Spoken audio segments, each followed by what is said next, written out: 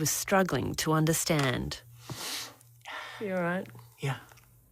I did mope around for a few months, good few months, and the whole family did. Nobody really knew how to deal. That hasn't happened before. You've never cried? No. We belong to you and me. The camera is rolling. The interviewer asks a simple question, and then one of the most famous voices in music history breaks. Barry Gibb, the last surviving Bee Gee, sits in that chair, trying to hold it together, but he can't. The tears come, and millions of people watching at home see something they've never seen before. This wasn't some scripted moment. This wasn't for publicity. This was real pain spilling out on live television. For decades, Barry Gibb had been the strong one, the leader, the older brother who kept the Bee Gees going through disco fever, through criticism, through tragedy. But in 2012, on Australian TV, something cracked open. What happened in that interview? What broke through all those years of holding it together? The answer involves loss, memory, and a truth that Barry had been carrying alone for far too long. By 2012, Barry had lost both of his brothers. Maurice died in 2003. Robin died just months before this interview. Barry was the last one left. And on that day, in that studio, the weight of being alone finally crushed him. What you're about to hear is the story of that moment and why it matters more than you think. Before we go further, if you love untold stories from music history, you're in the right place. This is Retrowaves, where we dig deeper than the headlines. Hit that subscribe button because stories like this don't get told anywhere else. Let's go back to 2012. Barry Gibb is 65 years old. He's in Australia on a show called Sunday Night. He's there to talk about music, about the Bee Gees, about a legacy that spans 5 decades. But by this point, Barry is alone. Maurice died in 2003. He went in for surgery to fix a twisted intestine. Something went wrong. He never woke up. He was 53 years old. Robin died in May 2012, just months before this interview. Cancer took him. He was 62. 3 brothers became 2, then 2 became 1. Barry wasn't just a bandmate to Maurice and Robin. He was their big brother. He was the one who pushed them forward when things got hard. He was the one who kept them together when the world turned against them. And now, he's the only one left to tell their story. So he sits down in that studio. The host is respectful. The questions start easy. They talk about the music. They talk about the early days. Barry smiles. He laughs. He remembers. But then the conversation shifts. What happens next isn't about the question at all. It's about what he shows Barry. Some reports suggest, and this is rumored, not fully confirmed, that the interviewer presented Barry with something from the past, maybe old footage, maybe a photograph, something that brought Maurice and Robin back into that room in a way Barry wasn't ready for. And that's when it happens. Barry's face changes, his voice cracks. He tries to speak, but the words won't come. The tears start, and once they start, they don't stop. This isn't a celebrity crying for effect. This is raw grief. This is a man who lost his brothers, his partners, his friends, the people who knew him better than anyone, and for a moment, all the armor falls away. The cameras keep rolling, but what exactly broke Barry Gibb that day? Let's go back to where it all started. To understand that moment, you have to understand what the Bee Gees were. Not just a band, they were brothers, literally, and in every way that mattered. Barry was born in 1946. The twins, Robin and Maurice, came along in 1949. They grew up in Manchester, England, before the family moved to Australia, and that's where the music started. They were kids, barely teenagers, when they began performing. Barry played guitar, Robin had that distinctive voice, Maurice played bass and keyboards. They only had each other. By the mid-60s, they'd moved back to England and started making records. Their early stuff wasn't disco, it was pop and ballads. Songs like Massachusetts, I'm going back to Massachusetts. and I Started a Joke made them stars. I started a joke, which started the... But success came with pressure. They fought, they broke up and got back together. Robin left for a solo career in 1969, but something was missing. Within a couple of years, they were back together. No matter what happened, they always came back to each other, because they were family. And then came disco. In 1977, the Bee Gees recorded the soundtrack for Saturday Night Fever.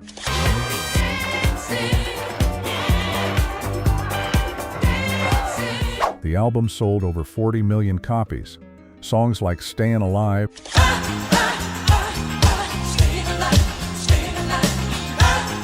and How Deep Is Your Love became massive hits.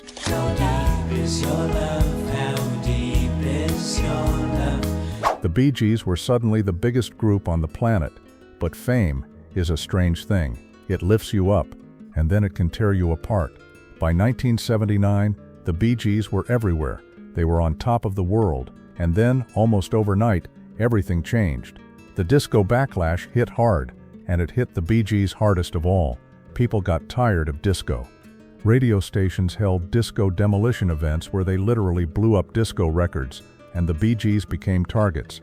Barry has talked about how painful it was to go from being loved to being laughed at. The same people who screamed for them were now mocking them. Their music was banned from stations. Record sales dropped, but the Bee Gees didn't just survive, they kept working. They wrote songs for other artists, huge hits for Diana Ross, Kenny Rogers, and Barbra Streisand. They stayed in the game, and through it all, they had each other. Maurice was the glue.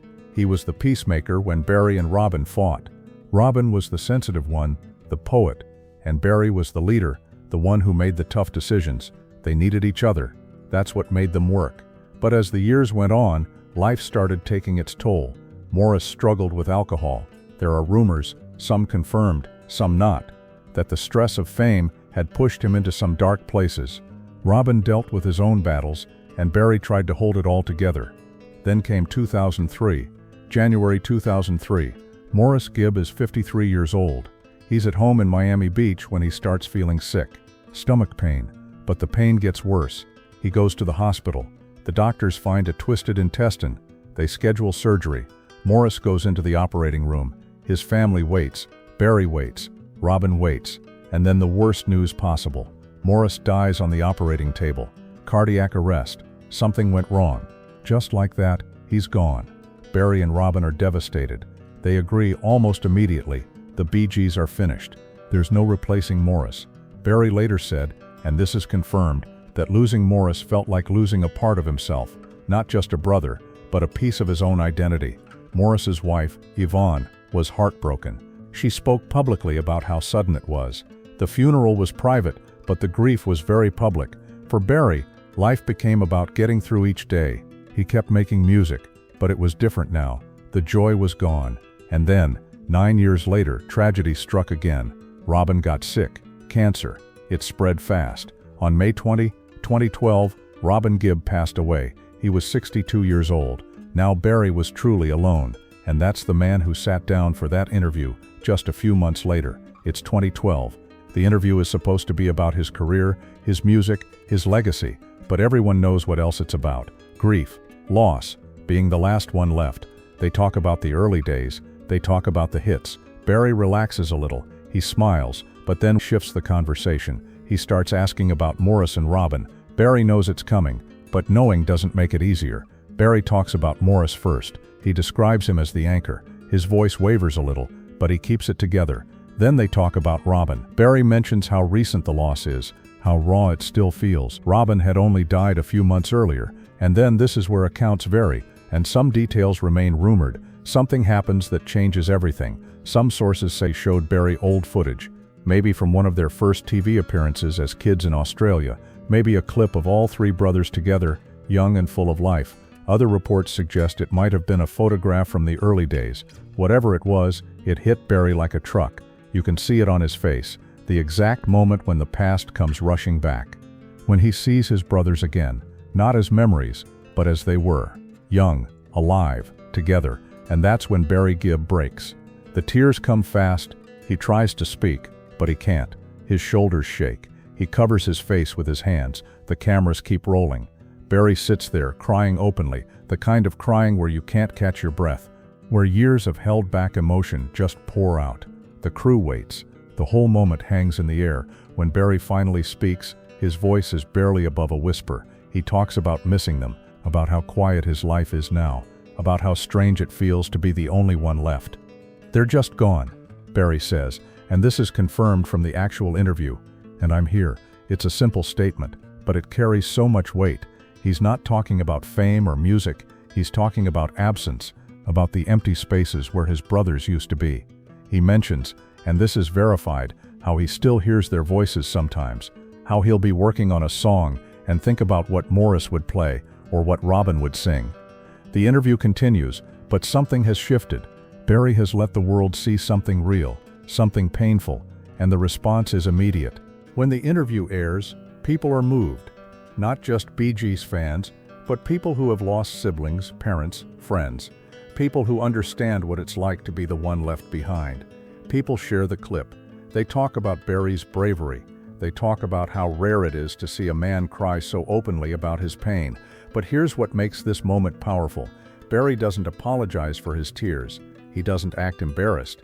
He just lets himself feel it. And in doing that, he gave millions of people permission to feel their own grief too. Here's the thing about the Barry Gibb interview. It wasn't just about sadness. It was about truth. For decades, the Bee Gees had been treated like a joke by some people.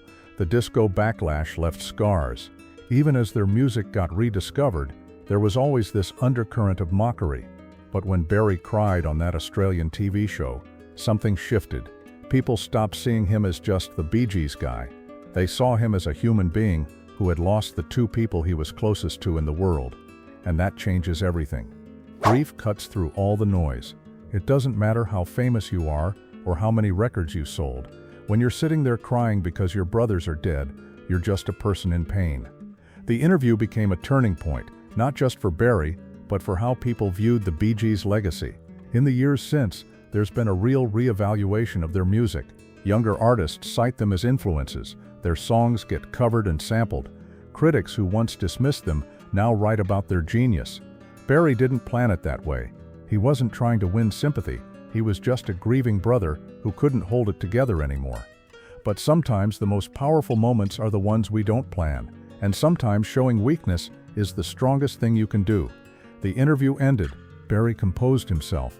The cameras stopped rolling, but the moment lived on. Let's go back to that moment one more time. Barry Gibb, sitting in that chair, tears streaming down his face. What exactly was he seeing? What memory hit him so hard that decades of professional composure just vanished? The truth is, we may never know the exact trigger. Barry hasn't done interviews specifically about that breakdown. He hasn't analyzed it or explained it, and maybe that's okay. Maybe some things don't need to be explained. But here's what we do know. Barry was looking at the past. Whether it was old footage or a photograph or just the weight of the questions, he was transported back to a time when all three brothers were alive. Back to when they were kids in Australia, dreaming of being stars. Back to when they were conquering the world with their music. Back to when everything was possible. And then he was back in that studio, in 2012, alone. The contrast between those two realities, the past and the present, was too much. The gap between what was and what is became impossible to bridge. So he cried, and in that moment, he wasn't a Bee Gee, he wasn't a legend or a celebrity, he was just Barry, a brother who missed his brothers. He didn't rush to the next question, he just sat there and witnessed Barry's pain, and millions of people watching did the same. That interview has been viewed countless times online. People share it during grief awareness campaigns.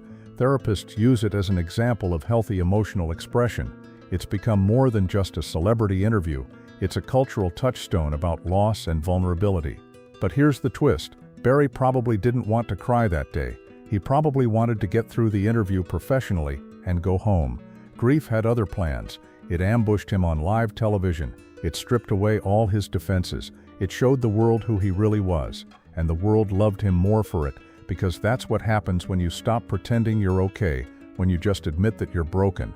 People don't lose respect for you, they gain it. They see themselves in you. Every person watching who had lost someone, a parent, a spouse, a friend, a sibling, saw their own pain reflected in Barry's tears, and they felt less alone. That's the power of that moment. That's why it still matters. That's why we're still talking about it more than a decade later. Barry Gibb cried on live TV, and in doing so, he gave the world permission to cry too. So what do we take away from all of this? The story of Barry Gibb's 2012 breakdown isn't really about one interview. It's about what happens when life takes away the people who made you who you are. The Bee Gees weren't just a band. They were brothers who grew up together, dreamed together, fought together, and succeeded together. And when that unit got broken, first by Maurice's death, then by Robin's death, Barry was left with something impossible, continuing alone.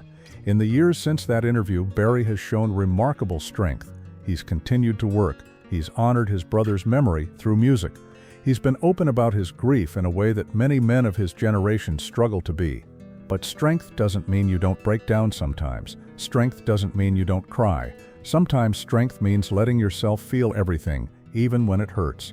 The 2012 interview showed us that Barry Gibb is strong enough to be vulnerable, strong enough to admit that he's not okay, strong enough to miss his brothers openly, without shame, and that matters.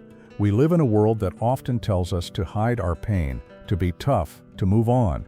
But grief doesn't work that way. You don't just get over losing the people you love. You learn to live with the absence. You learn to carry the weight. And some days, that weight gets too heavy. Barry's tears that day weren't a sign of weakness. They were proof that he loved his brothers deeply, that their loss meant something, that their lives mattered. And in sharing that moment with the world, Barry did something important. He normalized grief. He showed that it's okay to not be okay. Today, Barry Gibb is still here. He's still making music. He's still keeping the Bee Gees' legacy alive. But he's doing it while carrying the weight of being the last one standing. And maybe that 2012 interview made that weight a little easier to carry, because he didn't have to pretend anymore. He could just be honest about how much it hurt. The tears he cried weren't the end of the story. They were part of it. Part of the journey of grief that anyone who has lost someone understands. Barry Gibb cried on television, and the world loved him more, because real is always better than perfect. So there you have it, the story of the moment Barry Gibb broke down on live TV and why it mattered. If this story hit you, let us know in the comments. Have you ever had a moment where grief just overwhelmed you? You're not alone. Here at Retrowaves, we tell the stories behind the music, the real moments that shape the artists we love. Hit that subscribe button and turn on notifications, because we've got more stories coming that will make you see your favorite musicians in a completely new light. Next time, we're diving into another untold story from music history, another moment that changed everything. You won't want to miss it. This is Retrowaves, where the music never dies and the stories never end.